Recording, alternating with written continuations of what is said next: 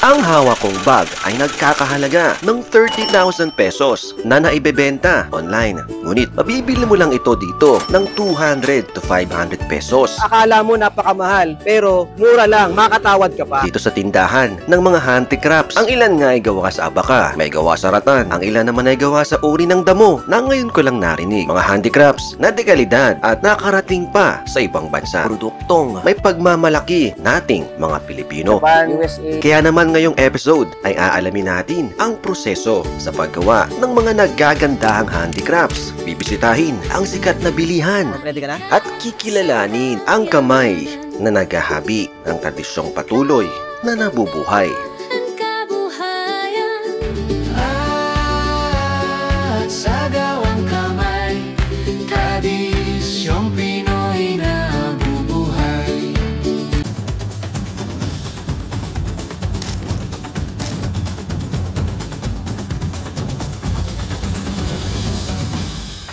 Dumako muna tayo sa isang lugar dito sa Bicol na kilala sa mga paninda nitong mga handicrafts. Ngayong araw nga, nito tayo sa Castilla para tignan at para puntahan itong sikat na nagtitinda ng mga handicrafts. Ito natin malalaman kung gaano kagaling ang mga Bicolano pagdating sa mga handicrafts. Kung magagawi ka sa Sorsogon, ay imposible hindi mo ito mataanan.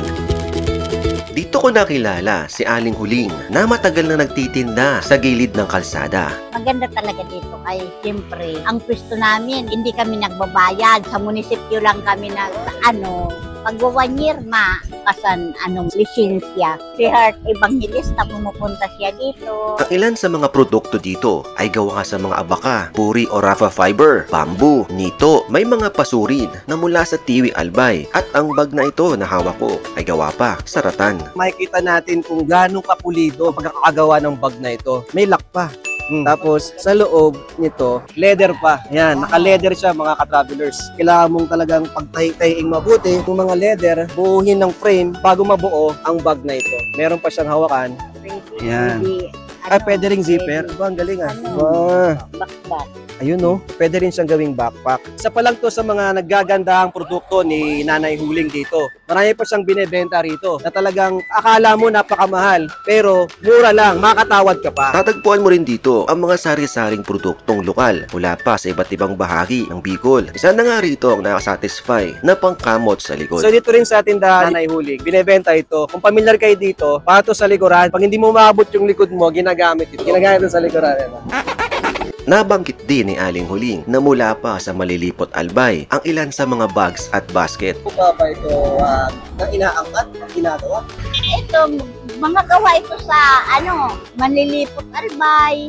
May mga galing sa tabako. Kaya naman, hindi na agad ako nag-aksaya ng oras at agad na nagtungo sa Malilipot Albay upang puntahan ang kilalang naghahabi ng mga bags at basket. Sa tulong ni Ma'am May, ay naipakilala ako sa isang mga hobby o weaver kung tawagin sa Ingles. Siya si Aling Nympha na mahigit dekada ng naghahabi ng mga basket at bags. Ang ilan nga sa mga hinahabi niyang basket ay nakakarating pa sa ibang bansa tulad ng Japan at USA. Mga na pong mga bansa na pupuntahan ng inyong mga produkto? Ganito po sa Amerika ito, sa Japan. Wow, lahat nararating ng mga produkto ng mga Bicol ah. Dito ay nabanggit ni Aling Nympha ang isang uri ng material na kanyang ginagamit sa paggawa ng mga dekalidad na mga basket. Gawa po ito sa bangkwan, braided bangkwan. Material po ang tawag po dyan ay bangkwan. So, i-braid nyo po muna bago nyo po siya i-assemble. So, Binibili namin, naka-braided na yan. pwede rin bilhin na naka-braid. Bale, ganito po yung naka-bundle siya. Pag halimbawa naman po, wala pong naka-braided na ganito, kayo po Pwede naman po, kaya lang kasang matagal. Opo. Sa likod po. Tara. Okay, nasa likod tayo mga travelers kung saan dito yung material na ginagamit. No? Ay, yan po. Ano pong tawag dyan, madam? Ito po ang tinatawag na bangkwan. Bangkwan. Ayun. Isang uri ng grass. tall grass. Sa una, ay napagkamalan ko nga itong talahib dahil sa pagkakahawig nito. Pero Yan. sa ibang, tinatawag yan seagrass. Seagrass. Opo. Parang talahib na mahaba, no? Kaya talahib matalas. ito. Matalas, oo. Hindi. Ito hindi. Ang mga talahib o cogon grass ay invasive species na uri ng mga damo at magkaiba nga ito sa uri ng damo na ginagamit sa paggawa ng mga basket. Ito ay isang uri ng seagrass na may scientific name na Primbistylis globulosa na kung tawagin sa Bicol ay bangkuan. So ito ma'am, binibili nyo rin po ito na ganito Opo. na per bundle. Isang tali yan, nakatali-tali yan. Pero yung isang malaking ano.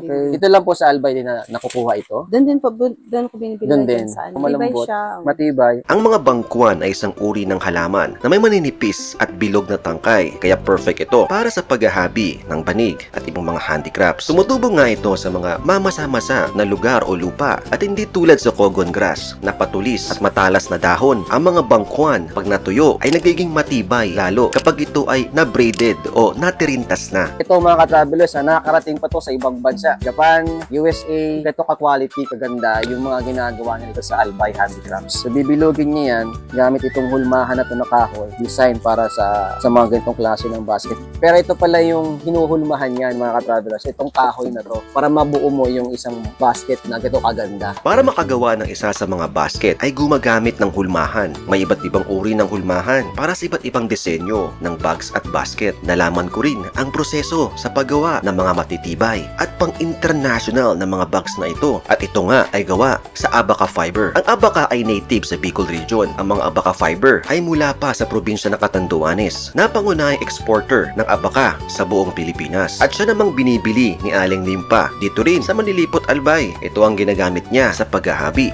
ng mga bags.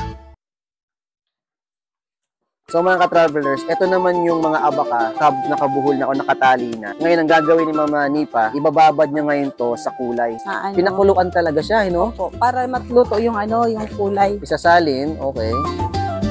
Talagay dyan sa timba. Talagang maproseso mga ka-travelers ang paggawa ng mga bags na atin nakikita doon sa mismong mga mall. So ngayon, ang gagawin muna natin mga ka-travelers, yellow muna ang ating ibababad na lubid. Hahaluin po ni Ma'am Nipa. Yan. Pagkatapos, saka ibababad ang mga abaca fiber yan mga ka-travelers. And ang number 1 exporter ng abaca based on history ay sa Catanduanes. So yan, para hindi magkulay ang kamay ni Ma'am Nipa, kailangan nyo mahaba din syempre yung paggamit natin o yung panghalo natin. Isang babaran pa lang, kita-kita na yung kulay o talagang lumilitaw na yung kulay. Yan, Tapos ilalagay sa kawayan para madali matuyo. matutuyo. Patutuyuin. Sasabit. Kulay-kulay ito. So mga ka-travelers, ito no, yung pagbabad, napakadali lang. Pero yung proseso ng pagpapakulay, medyo matagal-tagal din. Ano ho? Kasi kailangan pang mapakulo, kailangan nakahanda na yung balde mo, kailangan may gamit kang panghalo. Yan, tinan mo, mainit po. Hinahawakan niya mo.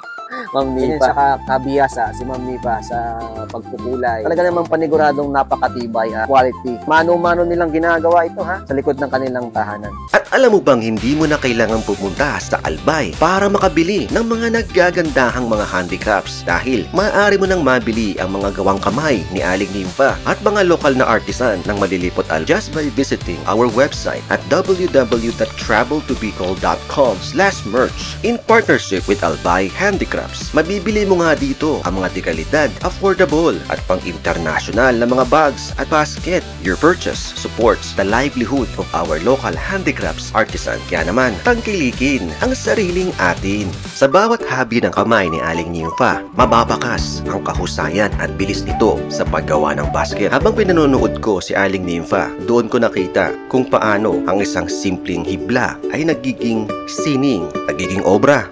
Ang tunay na halaga ng handicrafts ay hindi nakabase sa presyo, kundi sa kamay na nagpapatuloy sa paghahabi ng kulturang Pinoy.